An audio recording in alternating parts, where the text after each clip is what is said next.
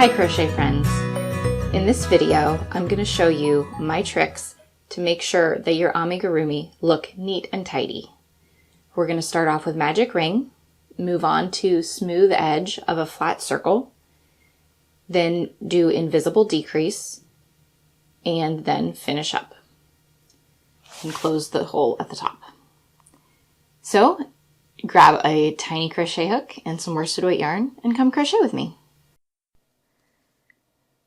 My first important tip for making tidy, beautiful amigurumi is to use a magic ring for starting the project. Now, you can use chain 2 and then single crochet 6 into the starting chain, but you will end up with a hole in the middle. A little hole right there. But if you use a magic ring, no hole. So this is the chain 2 and this is a magic ring. So I'm going to show you how to use a magic ring so you have no holes in the middle. So if you can make a slip knot, you can do a magic ring, I promise. When you make a slip knot, you have to pull this yarn all the way through. The way to make a magic ring is a very similar motion, you just don't pull it all the way through. So I'm going to make like I'm going to make my slip knot, but I'm not going to pull it all the way through. I'm just going to pull up a loop, and then I'm going to pinch that bottom of that loop so it doesn't go anywhere. But I still have the rest of the knot here. So I'm going to put my crochet hook into that loop, pull it a little bit tight, and chain 1, and that's now my starting chain. And I'm going to single crochet 6 stitches to start my loop into here, but I'm going to go into the middle of the loop and around both of these pieces of yarn. So I'm going to insert into the middle and single crochet 1, back into the middle, 2, 3, 4. Sometimes you need to make a little adjustment. You can pull on this so you have more to hold on to. 5 and 6. Okay, so I've got my 6 single crochets, 1, 2, 3, 4, 5, 6 inside this loop, and I've gone around the loop and the tail, and now that I've finished my 6, I'm going to pull on this to make it tight. Pull, pull, pull. And there we go. No space in the middle. And now I can go on with the second round of my amigurumi, which in most amigurumi pieces, the next row is an increase in each around. So you go from 6 to 12. So I'm going to go ahead and do that. No chain and turn or anything like that. We're just going to insert the hook into the next stitch. Sometimes it's hard to get in that first one. So we go 1, 2,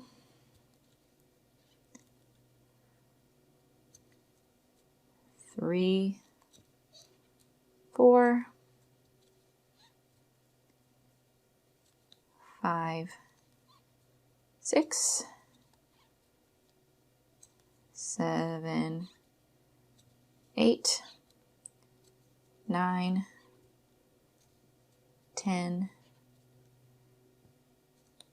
11, 12. There, now there are 2 rows completed with a magic ring in the middle. So it's neat and tidy with no hole in the middle, so no stuffing is going to show through. Okay, now you have a piece that's finished. Say for your amigurumi you need just a single circle, whether it's to be maybe the wing of an owl or some kind of detail on your project. You have a single flat circle that you need to bind off. Now, what I used to do when I was first learning amigurumi is I had my piece and I finished my round. I would slip into this next stitch to pull it up, chain 1,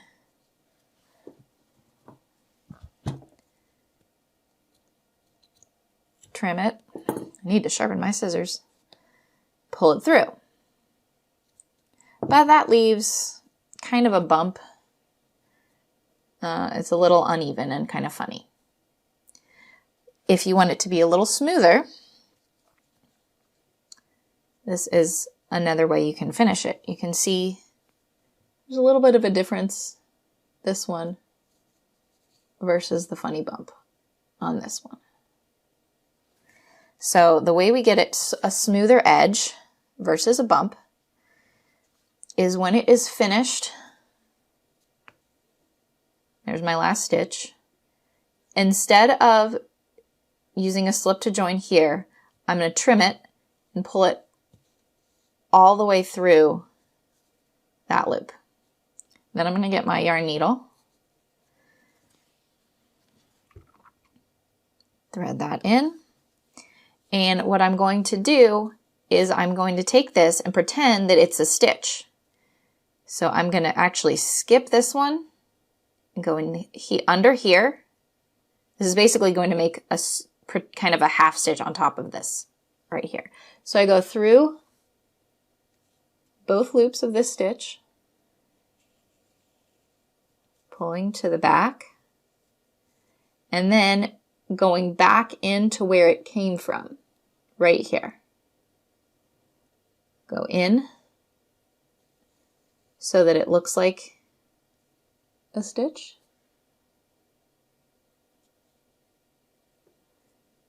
And pull it a little bit tight. And then it's finished.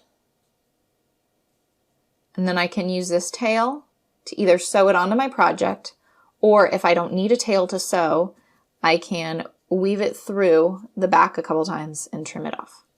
So there's your flat finish. Something else that's very helpful for making neat and tidy amigurumi is to use invisible decreases instead of a standard single crochet decrease. Standard crochet decreases are fine when you're doing maybe something looser or something that is not worked in the round, but when you're working in the round and you want to do a decrease, invisible decreases are really the way to go. You can't really see the decreases in this piece. This is where it's decreased and closed. Let's see, because I know where they are, I can see a decrease here and here. But to the naked eye, someone who is just thinking, oh, what a cute little animal, they're not going to see these. So how do you do them? This is a piece that I started already in the round, and I worked it out to 30 stitches, and I'm going to work back down. So for my standard decreases, I'm going to do 3 single crochets and 1 decrease all the way around to get it down to 24. So I'm decreasing by 6 each row. And I've put a stitch marker in so I don't have to count quite as much. Stitch markers are your friend. So starting in this loop, 1, 2, and 3, and then here's where the invisible decrease comes in. I'm going to use just the front loops. I'm going to ignore these back loops. I'm going to scoop up this first front loop and the second front loop, and then pretend like it's just a regular single crochet to pull through both of those and through. And then it's neat and tidy on the front, but you can see those back loops on the back as you go around. So you'll be able to flip it over and see where your decreases are if you need to check on them. So again, we're going to go 1, 2, and 3. And then here comes my invisible decrease again. Through just the front loop, through just the front loop, and then single crochet through both of them, pretending they are one. And then you do that all the way around.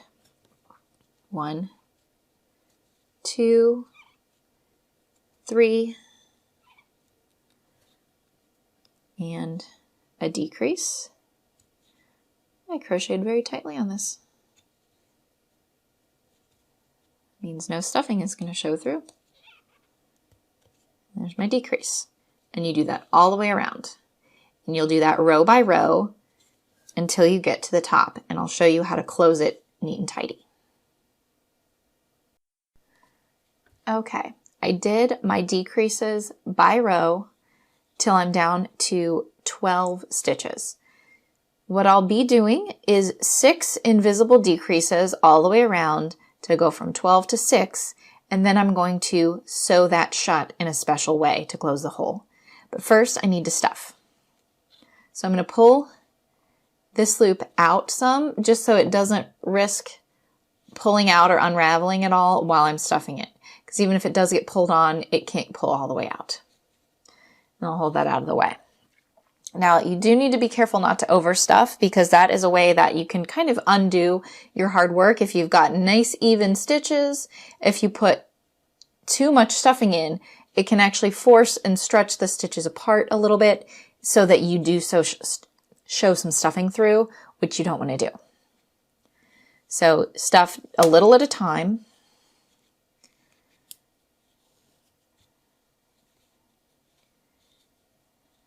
And just work it in with a finger.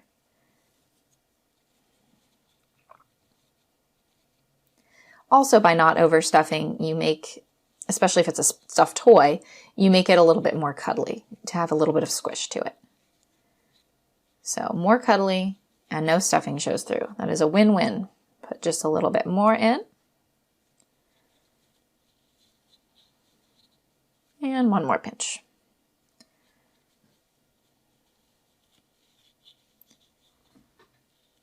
Okay, and now I'm going to put my hook back in where it was and tighten this down. Now I'm going to do my 6 decreases, invisible decreases all the way around. 1,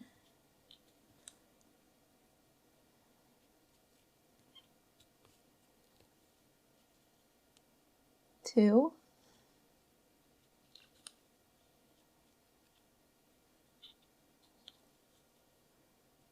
3,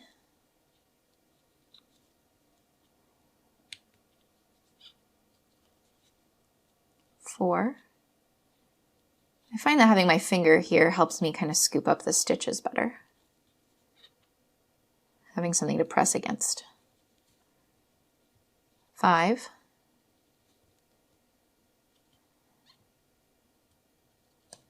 And the last one, 6. Sometimes I have to pinch it a little bit because I can't fit my finger in there anymore. Here's my 6th. And I pull it through. All right, now because I don't need to have this be flat, I am going to do the slip fasten off. So I slip stitch, pull through 1 here. Then I'm going to get my scissors and snip enough that I can sew with so that I can close the hole. So I just pull that all the way through, pull it tight. Okay, I'm going to go ahead and take my stitch marker out so it's out of the way and get my yarn needle. All right, so I will thread this. I did a terrible job cutting it. Thread it through. And then I'm going to sew the hole shut using this tail and the needle. So I'm going to go out this one and I'm going in between the loops of the stitch. So I go outward on the first one, then back in, again going through the middle of the stitch, and back out, and back in, and out, and back in, the whole way around. And then I cinch it tight, and it pulls it shut. And then you use this to hide inside. And what I do, as long as I'm working with the same color, this is very easy. I put my needle all the way through to another side and pull it through. That kind of helps pull and tighten on this back piece. And then I go through again, back the other way, hiding it in a stitch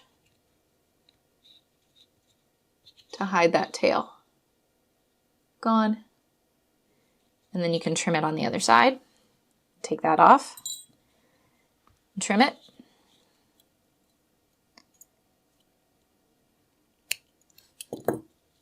There we go.